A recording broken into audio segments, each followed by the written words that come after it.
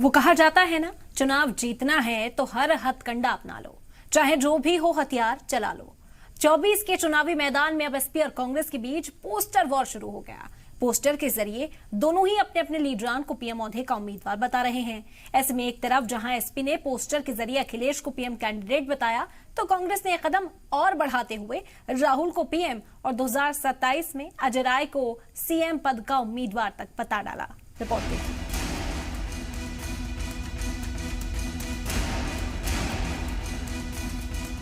लोकसभा चुनाव में जीत हासिल करने के लिए सभी सियासी पार्टियों ने अपना पूरा जोर लगा रखा है। हर कोई इस चुनावी मैदान को जीतने के लिए कोई भी हथियार अपनाने को तैयार है। इसी कड़ी में रियासत में कांग्रेस और एसपी के बीच पोस्टर वॉर शुरू हो गया है।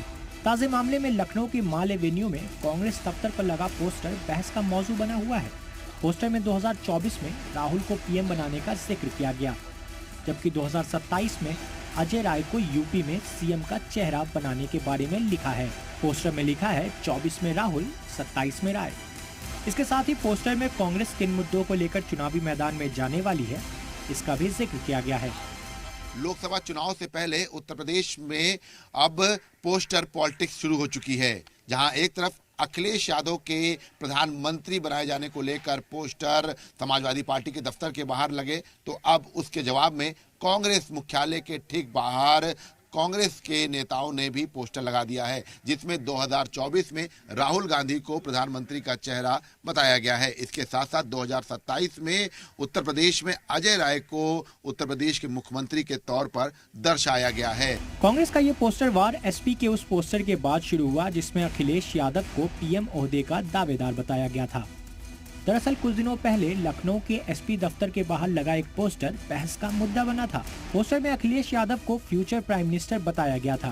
पोस्टर के जरिए बड़ा सियासी पैगाम देने की भी कोशिश की गई थी। पोस्टर पर लिखे बदला है यूपी, बदलेंगे देश के नारे में लोकसभा चुनाव की झलक साफ दिखाई पड़ रही थी। पोस्टर में अखिलेश यादव के दौरे की भी तारीफ की गई थी। समाजवादी पार्टी कार्यालय के बाहर लगा ये पोस्टर चर्चा का विषय बना हुआ है। आप देखिए, ये फकरुल हसन चांद, प्रवक्ता समाजवादी पार्टी, इन्होंने ये पोस्टर लगाए हैं और देश के भावी प्रधानमंत्री आदरणीय श्री अखिलेश यादव ये लिखा हुआ है और नीचे लिखा हुआ है जन्मदिन की हार्दिक बधाई एवं शुभकामनाएं। लेकिन इन सब में अगर बात करें तो जो देश के भावी प्रधानमंत्री के तौर पर अखिलेश यादव को दिखाने का ये जो प्रयास किया गया है, इस पर अब चर्चा शुरू हो गई है। हाल के दिनों में कांग्रेस और एसपी की लड़ाई जमीनी सतह पर उभर कर सामने आ चुकी है। दोनों पार्टियों के बीच जमकर बयानबाजी होती भी नजर आ रही है। सोशल मीडिया पर चल रही जंग के बीच एसपी का पोस्टर इंडिया इत्तेहाद पर दबाव की सियासत का काम कर रहा है, तो वहीं कांग्रेस ने इस पोस्टर से एसपी को करारा जवाब दिया है। दरअसल मध्य प्रदेश में इंडिया इत्तेहाद के तहत सीट न मिलने से बौखलाई समाजवादी पार्टी अकेले चुनाव लड़ रही है। इसके साथ ही उत्तर प्रदेश में सीट शेयरिंग को लेकर भी दोनों के बीच दरार बढ़ती जा रही है। ऐसे में सवाल ये है कि इंडिया इत्तेहाद 2024 में कितनी दूर तक जा पाएगा। ब्यूरो रिपोर्ट, जी मीडिया। मायावती ने 2024 इंडिया इत्तेहाद में शामिल न होने का फैसला किया, लेकिन जिस तरीके से आजकल सपा और कांग्रेस के बीच चल रही जंग है इंडिया इत्तेहाद के लिए ये ठीक नहीं, क्योंकि कभी सपा की त्योरियां चढ़ती हैं तो कभी कांग्रेस आंख दिखाती है। इस बीच कांग्रेस ने मायावती को इंडिया में शामिल होने की दावत दी, जिसे कांग्रेस का प्लान बी माना जा रहा है।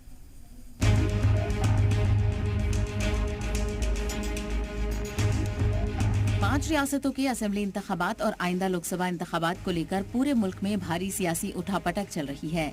2024 में बीजेपी सरकार को इक्तदार से बेदखल करने के लिए कौमी सतह पर बने इंडिया इत्तेहाद की कलई अगले महीने होने जा रहे 5 रियासतों के असेंबली चुनाव में ही खुल गई, जहां इस अलायंस की बड़ी इत्तेहादी जमातें एक दूसरे के खिलाफ कैंडिडेट उतार चुके हैं। सपा और कांग्रेस के बीच तकरार इतनी बढ़ गई है कि इंडिया अलायंस पर खतरे के बादल मंडराने लगे। इन सब के बीच बीएसपी सुप्रीमो मायावती को कांग्रेस में शामिल होने की दावत भेजी गई है। मैं ये कहना चाहता हूँ कि अगर हम ईमानदारी से भाजपा को हराना चाहते हैं तो फिर कुमारी बहन मायावती जी का समर्थन भी लेना चाहिए। तो मैं इंडिया गठबंधन में सम्मिलित होने के लिए बहुजन समाज पार्टी को आमंत्रित करता हूं, क्योंकि मैं ऐसा मानता हूं कि उत्तर प्रदेश में मायावती जी को साथ लिए बिना बीजेपी को हराना बहुत मुश्किल है। मुल्क बचाने और मरकज से बीजेपी सरकार को हटाने के नाम पर साथ आने की अपील बताती है कि ये जमातें कितनी बिखरी हुई महसूस कर रही हैं।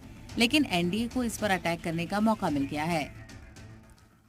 अब उनके कहने से तो वो जाएंगी नहीं, वो अपनी पार्टी की वो मालिक तो है नहीं। अब अखिलेश कहेंगे कि नहीं हम नहीं लेंगे, आचार्य कृष्ण कहेंगे नहीं ले लीजिए। वो उनका बयान है। मायावती जी का जो बयान आया आप लोगों ने दिखाया कि कांग्रेस और बीजेपी या और कोई दल हमारे खिलाफ तमाम तरह के गलत प्रचार कर सकते हैं। आप लोगों को सावधान रहना है। मुझे अकेले चुनाव अपनी पार्टी को पूरे देश में चुनाव लड़ना है। देखिए, आज कांग्रेस पार्टी और तमाम विपक्षी दल इन्होंने एक इंडिया अलायंस बनाने की नाकाम कोशिश की और शुरुआत में इंडिया अलायंस धराशायी होता दिख रहा है, क्योंकि वो जिस नींव पे इमारत बनाना चाहते थे अपने गठबंधन की, वो नींव ही कमजोर थी। वो नींव थी अपनी निजी राजनीतिक स्वार्थ के एजेंडे से वो नींव तैयार की गई, वो इमारत तैयार की जा रही थी। तो जब आप निजी स्वार्थ के लिए कुछ इमारतें तैयार करेंगे इस तरीके की, तो उसमें दरार आना स्वाभाविक है। ना तो उनको जो इंडिया अलायंस है गठबंधन, उनको समाज के विकास से, भारत की तरक्की से कहीं कोई मतलब नहीं। ऐसा नहीं है कि सिर्फ इंडिया इत्तेहाद ही मायावती को बुला रहा है। जब मायावती ने ऐलान किया था कि वो इंडिया इत्तेहाद का हिस्सा नहीं होंगी, उन्हें एनडीए में शामिल होने की भी सलाह दी जा चुकी है। लेकिन फैसला तो मायावती को ही लेना है, वो किधर जाती हैं। लेकिन जिस तरह से कांग्रेस ने सपा से खटपट के बीच उन्हें ऑफर दिया है, ये सब कवायद बसपा को साधने और मनाने की मानी जा रही है। ब्यूरो रिपोर्ट, जी मीडिया।